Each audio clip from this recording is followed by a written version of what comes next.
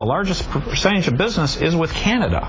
So this is employing many, many thousands and tens of thousands of Michiganders. This is a chance to add tens of thousands of jobs. That's great for us. And the way I look at it, it's a mutual win. This isn't a win-lose situation, and it's actually a fabulous opportunity if you think we've not had an opportunity where someone else was volunteering to pay our section of the cost before. We shared the cost when we did the Blue Water Bridge, Sault Ste. Marie, those kind of situations. So this is a unique opportunity to say we're going to get an opportunity to be a 50% owner after they're paid back and get the benefits without having to put any money up to start with.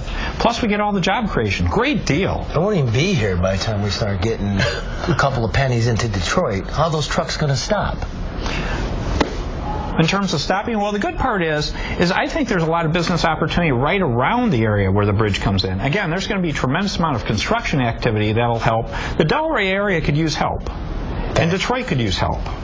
So if you look at it off the exits and things like that, it's a natural to say here are great places for distribution centers, places to repair trucks. You know, a lot of the ancillary benefits that come with a bridge like that should hopefully be in Delray and the Detroit area and really help the people prosper. Because this is, again, about helping Detroiters and Michiganders more and better jobs. I was just down in Delray today, and there's where the bridge is going to be built. There's a lot of building already there. There's homes there. I mean, you're going to have to tear down a lot of places in Delray to get the bridge and then the connecting to the I-75 if that's where it's going to go, or to the freeway. That's going to be somehow someone's got to pay for all that land, which is private land right now. Some of it, I understand, may be owned by Matty Maroon. Who's going to pay for that? Well, again, that would be part of the bridge project. Is that the $500 million? It gets paid as part of that project. And if you look at it, there's a lot of vacant land, Charlie. This is a depressed area.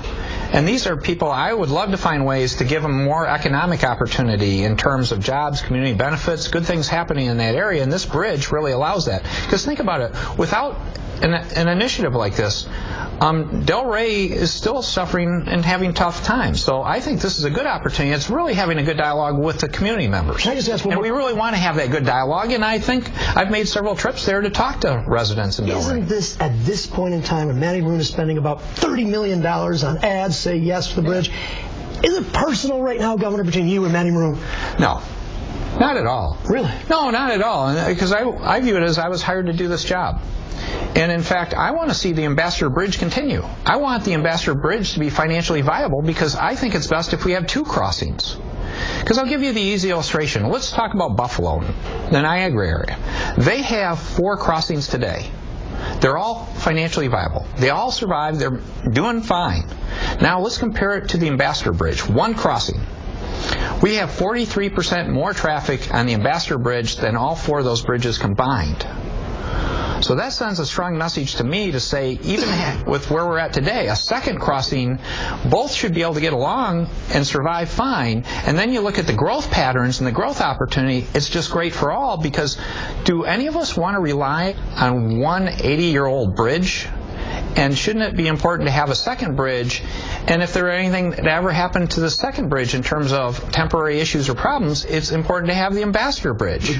So I view this as, I'm doing this for the citizens of Michigan. But this has created some strange bedfellows, you know, because you have the Teamsters local here saying that they are supporting proposals, siding with Matty Maroon against you on this issue because they say that the contract you've signed with Canada does not guarantee union jobs.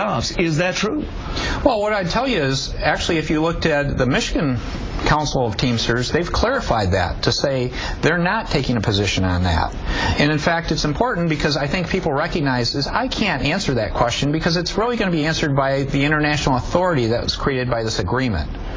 That's who will answer how the jobs fall out. But this is pretty straightforward. If you look at a history of any bridge project like this, the Canadians will work on the Canadian side, Americans will work on the American side. Projects like this are typically union jobs. They're good jobs. They would put our building trades to work, our operating engineers all across Michigan on building this bridge. And we have strong support from many unions and many business players. About the only people really against this are the Maroons and other interests that they've gotten involved involved with. Well, and if you look at the vast array, there's a huge assortment of interests. Business and labor have come together to say we should build this bridge. Well, indeed, Bridge President Dan Stamper has suggested that this is payback.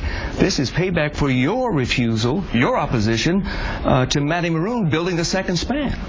Again, he never went through the process of working on a second span. This is a question: has he applied for permits? Has he done any of the other work?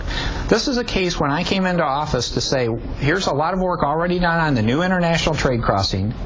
Here's an opportunity to say, how do we do this in a way that's great for Michiganders? Think about this. Canada is not in the normal practice of helping developed countries do infrastructure. This is a special, unique opportunity because they believe there's a great need for a second span. So it's a great partnership. We're working together. I want to see the Ambassador Bridge continue to be successful. We have 2 crossings. We just create a bunch of jobs. Okay, before you go, more and better jobs and a future for our kids, and this does it. Before you go, some predictions. Yeah. Do you expect Proposal 6 to go down in defeat or to be approved? Well, I'm very much a yes on one, no on the rest kind of guy. I believe that's the best answer across the board on these proposals. Okay, and also in the race for the White House, what do you predict? Well, Michigan's a toss-up at this point. It's in the margin of error in many of the polls. And I'm a supporter of Governor Romney because if you step back and look at it, Washington is a mess. They need to balance the budget. They haven't even done a budget in some time. They need to do tax reform, and we need to address the national debt. Now, the exciting part in many respects is what would be a great role model for them to look at that we should be proud of. In the last 2 years in Michigan, we've balanced the budget. We're taking care of our liabilities, and we've done tax reform. This is a case where Michigan was at the bottom for so long. We've come back from being 50th to near the top.